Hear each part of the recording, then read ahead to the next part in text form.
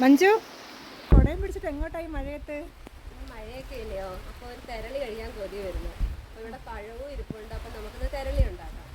തെരളിയെല്ലാം നമുക്ക് ഇവിടെ തന്നെ നിപ്പുണ്ട്, ഇവിടെ നിപ്പുണ്ട്, പോയി പറിച്ചുകൊണ്ട് വരാം. ഓക്കെ.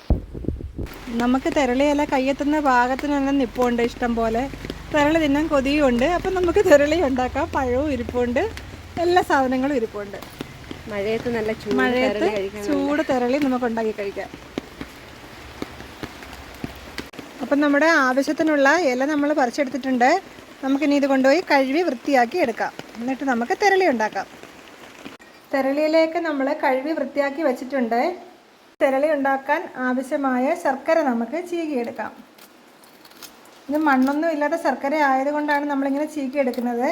ഇല്ലെന്നുണ്ടെങ്കിൽ നമ്മൾ കുറച്ച് വെള്ളം ഒഴിച്ച് ശർക്കര പാനിയാക്കി അരിച്ചെടുക്കാം.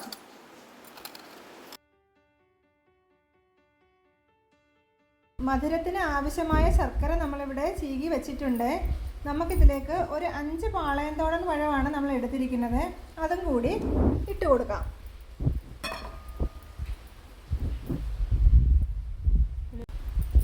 പഴം നമുക്കൊന്ന് മുറിച്ചിട്ട് കൊടുക്കാം.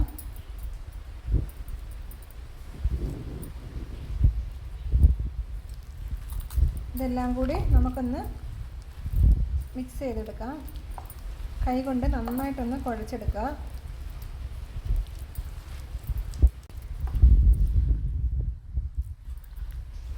പഴവും ശർക്കരയും നന്നായിട്ടൊന്ന് കുഴഞ്ഞ് വരട്ടെ, നല്ലതുപോലെ ഒന്ന് യോജിക്കട്ടെ. ഇതിലേക്ക് നമുക്ക് 1 മുറി തേങ്ങ ചിരകിയത് കൂടി ചേർത്ത് കൊടുക്കാം. അതും കൂടി നമുക്കൊന്ന് നന്നായിട്ട് മിക്സ് ചെയ്തെടുക്കാം.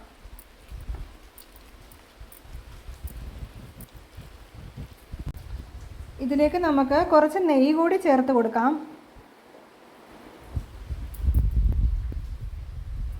വേണമെങ്കിൽ ഇതിലേക്ക് കുറച്ച് ഏലക്കായോ ചുക്കുപൊടിയോ ഒക്കെ ചേർത്ത് കൊടുക്കാം. പക്ഷേ ഞങ്ങളതൊന്നും ചേർക്കുന്നില്ല. കാരണം നമ്മൾ ആ വയണയിലയുടെ മണം തന്നെ കിട്ടേണ്ടത് കൊണ്ടാണ് അതൊന്നും ചേർത്ത് കൊടുക്കാത്തത്.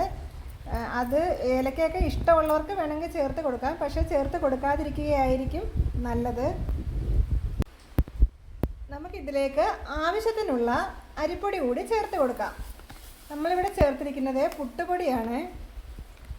തെരളി ഉണ്ടാക്കാൻ പെട്ടെന്ന് എടുത്ത ഒരു തീരുമാനമായതുകൊണ്ടാണ് ഞങ്ങൾ പുട്ടുപൊടി ഉപയോഗിച്ചിരിക്കുന്നത്. ഇല്ലെന്നുണ്ടെങ്കിൽ നമുക്ക് പച്ചരി കുതിർത്ത് പൊടിച്ച് എടുക്കുന്നതായിരിക്കും നല്ലത്.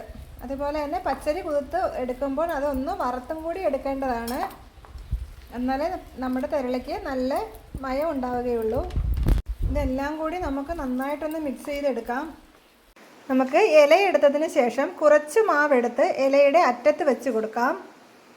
അതിനുശേഷം ഇലയൊന്ന് മടക്കിയതിന് ശേഷം വീണ്ടും കുറച്ച് മാവും കൂടെ എടുത്ത് അതിൻ്റെ മുകളിൽ ഒന്നുകൂടി വെച്ച് കൊടുക്കാം. എന്നിട്ട് ഇല മടക്കി എടുത്ത് അതിൻ്റെ തണ്ട് കൊണ്ടുവന്ന് നമുക്ക് ഓപ്പോസിറ്റ് സൈഡിലോട്ട് കുത്തി വെക്കാം. എന്നിട്ട് നമുക്ക് സ്റ്റീമറിലോ ഇഡലി കുട്ടകത്തിലോ വെച്ച് കൊടുക്കാം. നമ്മുടെ തെരളിയെല്ലാം നമ്മൾ ഇലയിലാക്കി വെച്ചിട്ടുണ്ട്. അത് നമ്മൾ സ്റ്റീമറിൽ വെച്ചിട്ടുണ്ട്. ഇനി അത് വേവുന്നത് വരെ നമുക്ക് വെയിറ്റ് ചെയ്യാം.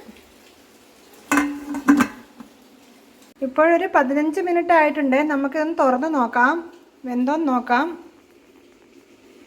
ഇലയുടെ കളറൊക്കെ മാറിയിട്ടുണ്ട്.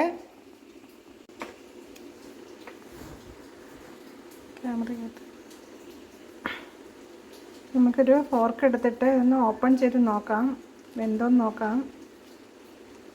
നല്ല ചൂടാണ്, നന്നായിട്ട് വെന്തിട്ടുണ്ട്.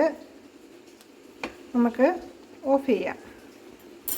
ഇത് കാണുമ്പോൾ ചിലർക്കെങ്കിലും തോന്നുമായിരിക്കും തെരളി ഉണ്ടാക്കി കഴിക്കാൻ വേണ്ടിയിട്ട്. വൈകിട്ട് ചായയുടെയൊക്കെ കൂടെ കഴിക്കാൻ പറ്റിയൊരു വിഭവമാണ്, ഹെൽത്തി ആയിട്ടുള്ളൊരു വിഭവമാണ്. ഞങ്ങളുടെ ഈ ഒരു വീഡിയോ നിങ്ങൾക്ക് ഇഷ്ടമായെങ്കിൽ ലൈക്ക് ചെയ്യുക, ഷെയർ ചെയ്യുക, സബ്സ്ക്രൈബ് ചെയ്യുക. ഞങ്ങളെ സപ്പോർട്ട് ചെയ്ത എല്ലാവർക്കും നന്ദി.